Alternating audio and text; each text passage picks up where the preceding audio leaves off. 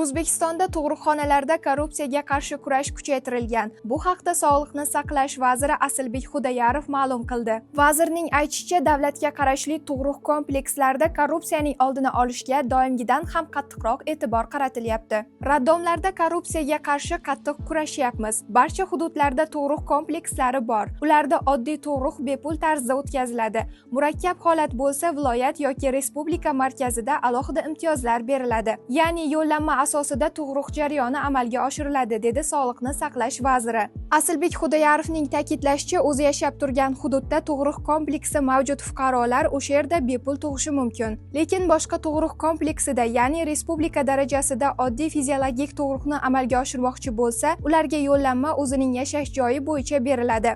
Shunda ham tug'ruq bepul bo'ladi, dedi vazir. Asilbek Xudayarov fuqarolarda tug'ruqxona tanlash erkinligi borligini, hozirda shaharlarda yangi tug'ruq komplekslari ochilgani va ularda xizmat ko'rsatish pulli ekanini ta'kidladi.